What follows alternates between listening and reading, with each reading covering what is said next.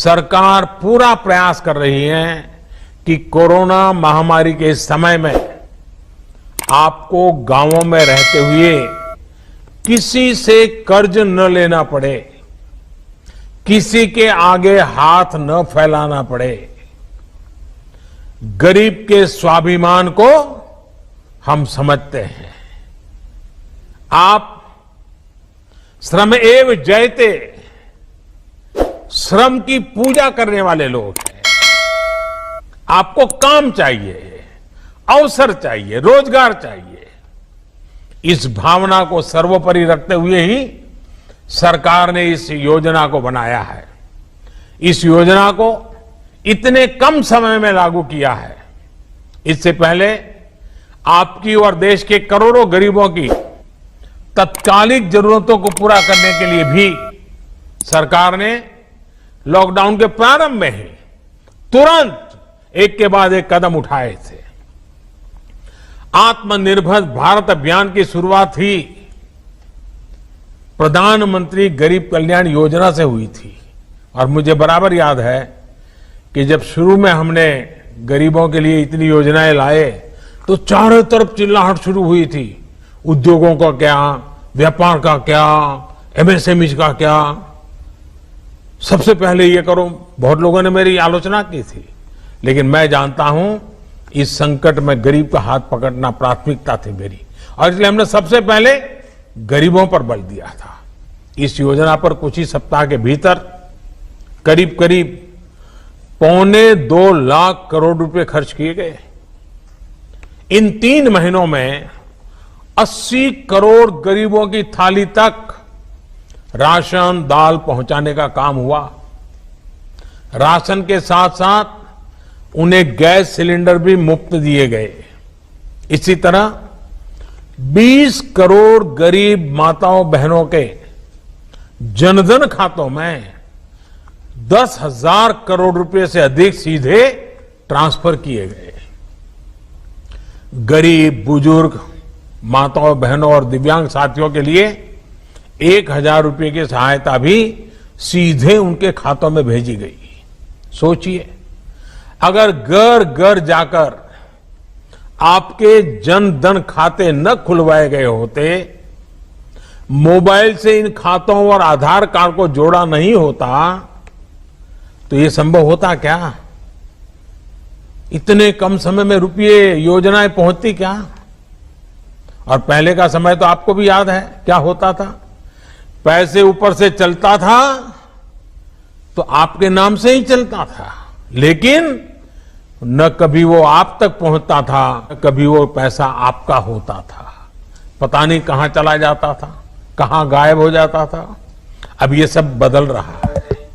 आपको सरकारी दुकान से अनाज की दिक्कत न हो, इसके लिए एक देश एक राशन कार्ड योजना भी शुरू की गई है। यानी कि अब हमारे गरीब भाई बहन एक ही राशन कार्ड पर देश के किसी भी राज्य में, किसी भी शहर में अगर उनको वहां जरूरत है तो वहां भी राशन ले सकेंगे। भाई और बहनों, अभी जो हाल में ही देश की कृषि को आधुनिक बनाने के लिए बड़े सुधार किए गए हैं, उनका भी लाभ बिहार के किसानों को होगा। मंडियों से जुड़ा कानून तो यहां पहले ही खत्म कर दिया गया था। अब बिहार में कृषि इंफ्रास्ट्रक्चर पर और तेजी से काम होने की संभावना बनी है। अब बिहार के गांवों में, छोटे शहरों में कोल्ड स्टोरेज की व्यवस्था का और विस्तार होगा। जो नए कानून बने हैं, कृषि कानून, उससे यहां के आम, मक्का, लीची, केले की पैदावार करने वाले किसानों को बहुत मदद मिलने वाली है। नए प्रावधानों से खेत के पास ही स्टोरेज की सुविधाएं तैयार होगी। सरकार ने भी इसके लिए 1 लाख करोड़ रुपए का फंड बनाया है।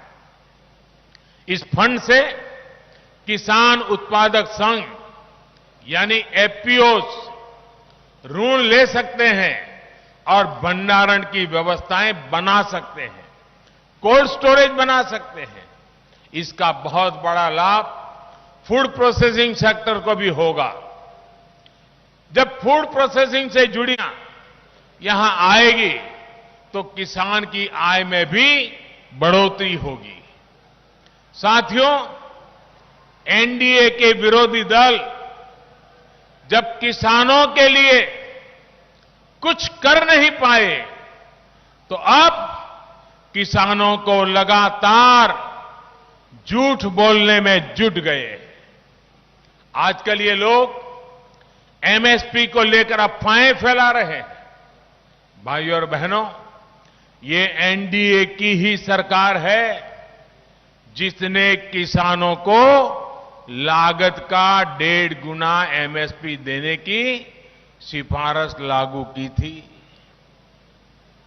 ये एनडीए की ही सरकार है जिसने सरकारी खरीद केंद्र बनाने और सरकारी खरीद दोनों पर बहुत जोर दिया है। जब ये लोग सरकार में थे, उसकी तुलना में बिहार में ही मैं उनकी पुरानी सरकारें और नीतीश जी की सरकार की तुलना करता हूं। बिहार में ही धान की सरकारी खरीद 4 गुना और गेहूं की सरकारी खरीद 5 गुना बढ़ी है। साथियों, इनके पास आज तक इसका जवाब नहीं है कि जब इनकी सरकार थी तब एमएसपी पर फैसला क्यों नहीं लिया, क्यों इन लोगों के समय में किसानों से इतना कम अनाज खरीदा जाता था, क्यों इन लोगों ने किसानों की, बिहार के किसानों की परवाह नहीं की। भाई और बहनों, इन लोगों को आपकी जरूरतों से कभी सरोकार नहीं रहा। इनका ध्यान रहा है अपने स्वार्थों पर, अपनी तिजोरी पर। यही कारण है